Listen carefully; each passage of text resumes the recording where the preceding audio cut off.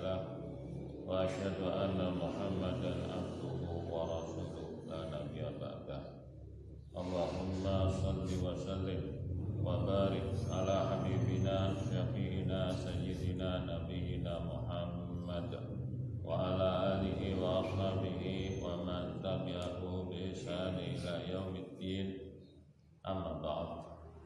Ayol ikhwah rahimani Allah wa rahimakum, kita melanjutkan tentang waktu Bani Tamim,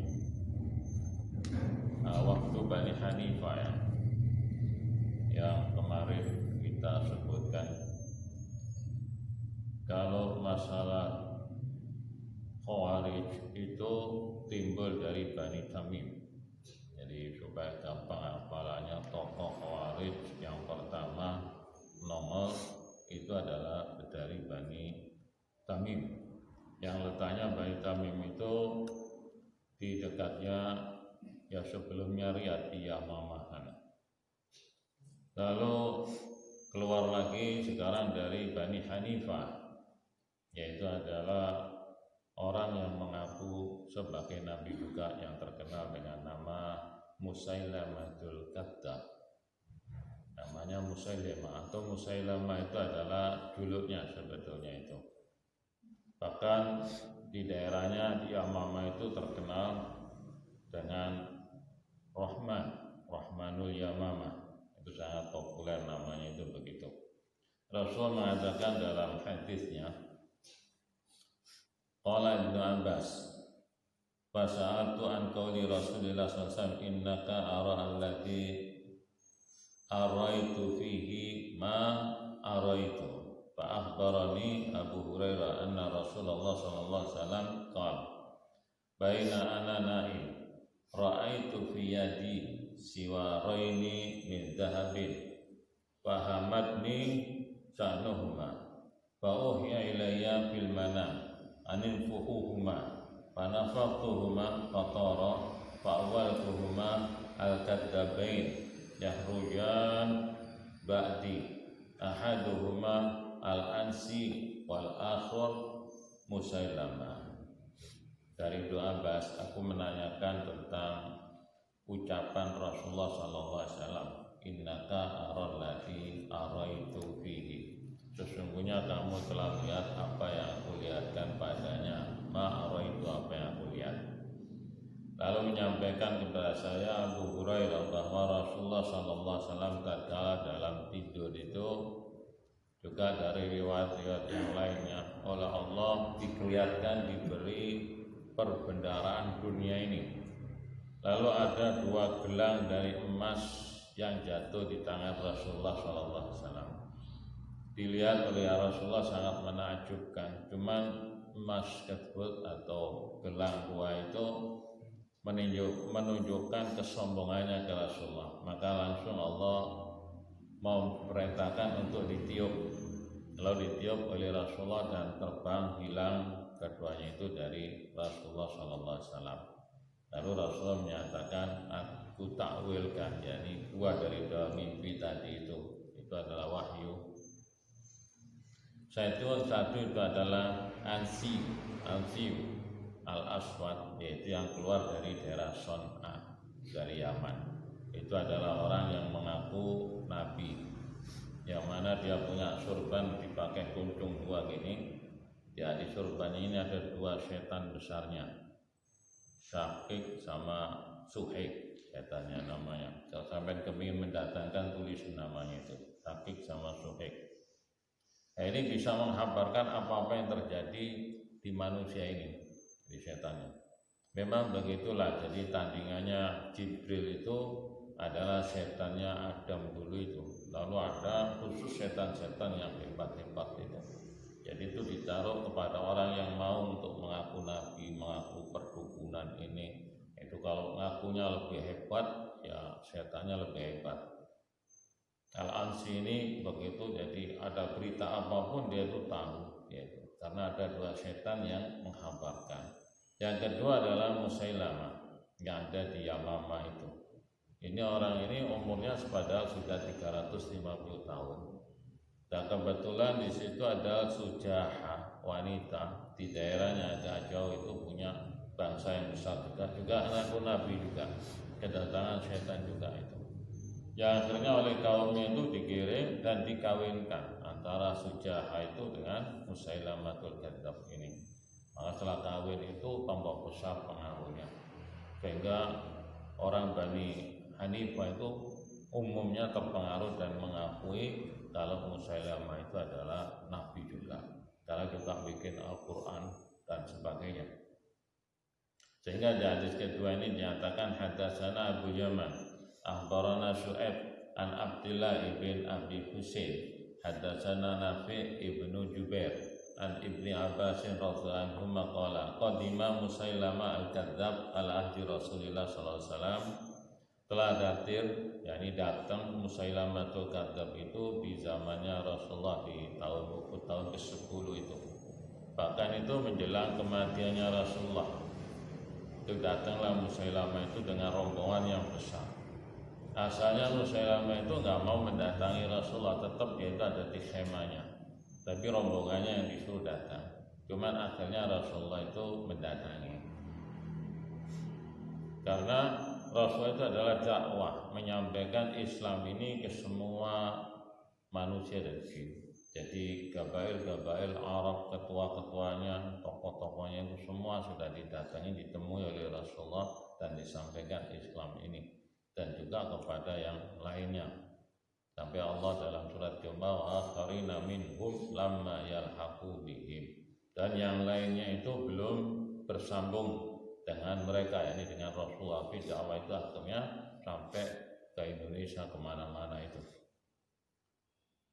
Nah, ini dalam hadis ini lalu didatangi, dan tatkala Nabi datang dia mengatakan in ja'ala li Muhammad al-amr min ba'dihi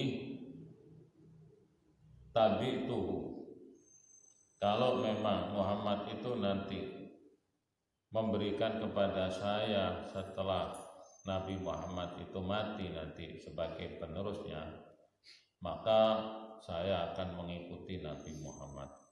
Jadi kalau memang kenabiannya Nabi setelah mati nanti diberikan ke Musailamah. Fa'aqbala ilaihi Rasulullah SAW ba'ma'u Thabit ibnu Qais ibn Samas. Maka Rasulullah mendatangi dengan Thabit ibn Qais ibn Samas. Ini adalah orang Ansor yang ahli bahasa dan menjadi juru bicaranya Rasulullah itu. Rasulullah bersama itu. Wa fi yadi Rasulillah sallallahu qit'ah jirid hatta waqafa ala Musailamah fi ashabihi faqala. Rasulullah membawa potongan daripada pelepah kurma sampai Rasulullah itu di khemanya dan berhadapan dengan Musailamah, disaksikan oleh seluruh orang-orang yang ikut Musailamah itu. Karena dakwah Rasulullah supaya disaksikan kebenaran disampaikan. Faqal lau sa'altani hadhil qit'ah ma a'taitukaha walan taqdu amrallahi fika. Musailamah, kalau kamu meminta ini, yakni pelepah kurma, aku tidak beri kepada kamu. Jangankan kamu minta bagian setelah saya nanti, tidak ada. Jadi pelepah kurma yang hina ini kamu minta dan saya beri kepada kamu. Walan taqdu amrallah fika, dan perkara Allah ini, perintah Allah atau hukum Allah ini tidak akan berjalan pada kamu. Walain adbarta la yakirannakallah, dan kalau memang kamu tidak menerima kebenaran, yakni kamu berbalik diri dari kebenaran ini, maka Allah akan hinakan, Allah akan matikan, atau Allah akan bunuh kamu. Wa inilah araka alladhi uritu bihi maraitu, maka sesungguhnya saya memandang kamu tidak ada lain adalah apa yang Allah telah lihatkan kepada aku, yaitu gelang dua tadi yang ditiup oleh Rasulullah itu. Wa hadza Sabit yujibuka anni tsumman sharafa anhu. Ini Sabit, ini adalah juru bicara saya. Jadi juru bicara kepresidenan itu nyuntuh ini sudah ada, jadi sudah Nabi punya juru bicara. Jadi juru bicara kepresidenan itu harus orangnya pintar ngomong, pintar ini, halus dan sebagainya.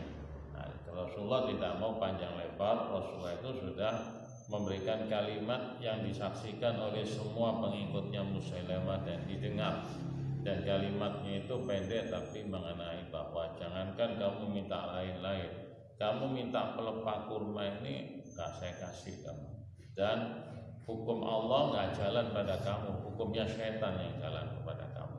Kalau kamu masih engkel kafir, kamu akan terbunuh nanti. Dan kalau masih mau bicara panjang lebar, kamu silakan dengan juru bicara saya ini. Lalu ditinggal oleh Rasulullah SAW.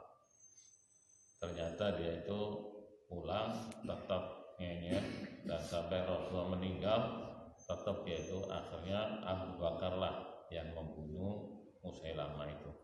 Sehingga kedudukan Abu Bakar Siddiq itu sangat tinggi, karena Rasul mengatakan ada 2 gelang, aku yang meniup sampai terbang. Ternyata yang membunuh adalah Abu Bakar.